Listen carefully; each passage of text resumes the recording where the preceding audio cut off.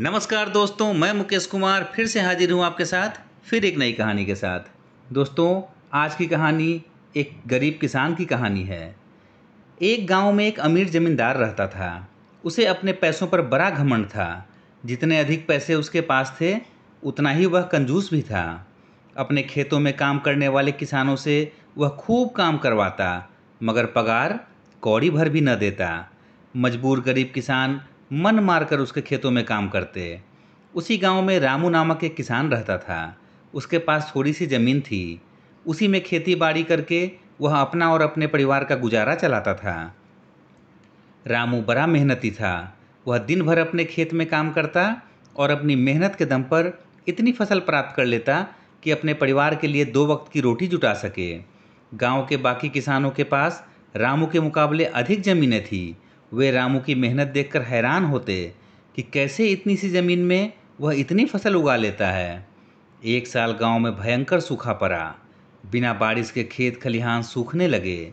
गरीब किसानों के पास सिंचाई की कोई व्यवस्था न थी। वे सिंचाई के लिए बारिश पर ही निर्भर थे, इसलिए उनकी सारी फसल बर्बाद हो गई। रामू के साथ भी यही हुआ। अपने छोटे से खेत में वह किसी तरह अपने परिवार का पालन पोषण कर रहा था।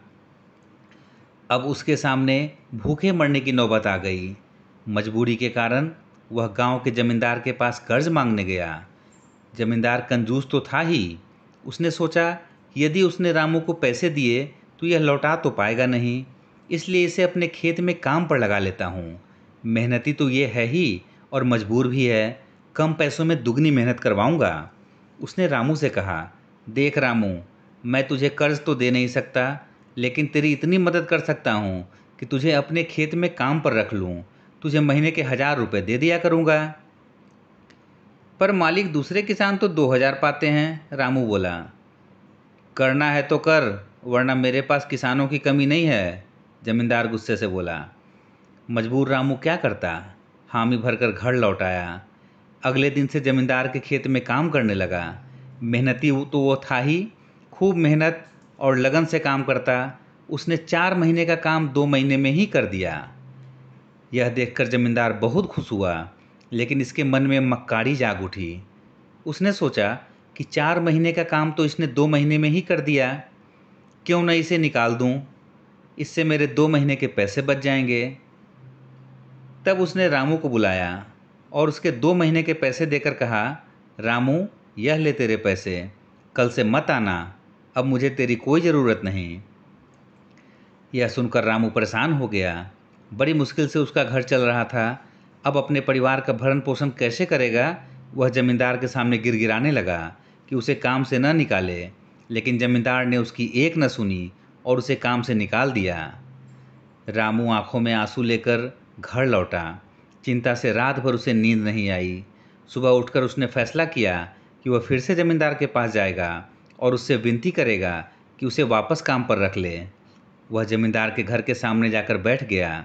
सुबह उठकर जाट जमींदार अपने घर से बाहर निकला तो रामू को घर के सामने बैठा हुआ देखा। उसने रामू से पूछा, क्या हुआ रामू, क्यों आया है।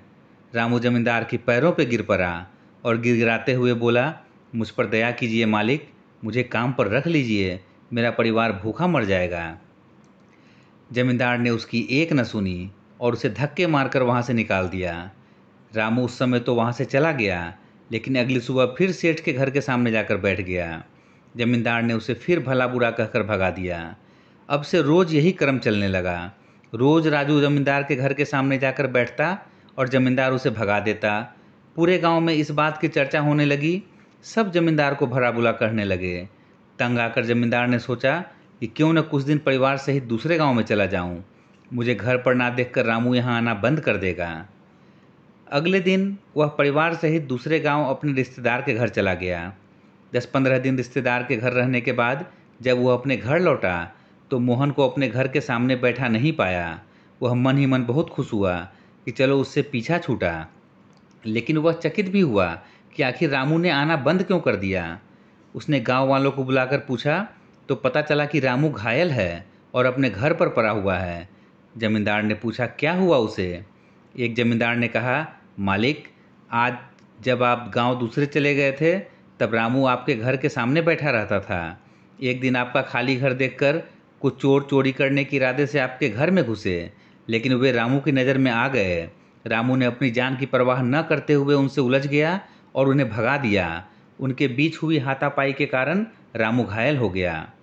यह जानकर जमींदार को खुद पर शर्म आने लगी कि उसने रामू के साथ कितना बुरा किया, लेकिन इसके बाद भी रामू उसके घर चोरी से बचाने के लिए चोरों से उलझ गया। वह पछताने लगा। उसने रामू के घर जाने का फैसला किया। वह रामू के घर पहुंचा तो देखा कि रामू बड़ी दयनीय अवस्था में चारपाई पे पड़ा हुआ है। उसके बच्चे भूख से बिलख रहे हैं। यह देखकर जमींदार का दिल भर आया। उसने रामू से अपने किए की माफ़ी मांगी, उसका इलाज करवाया और ठीक होने के बाद अच्छी पगार के साथ उसे फिर से काम पर रख लिया। इस कहानी से क्या सीख मिलती है? कभी किसी के साथ बेईमानी नहीं करनी चाहिए। सदा ज़रूरतमंदों की सहायता करनी चाहिए। अपना काम ईमानदारी से करनी चाहिए।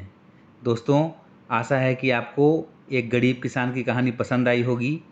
ऐसे ही हिंदी स्टोरी को पढ़ने देखने के लिए कृपया चैनल को सब्सक्राइब ज़रूर करें।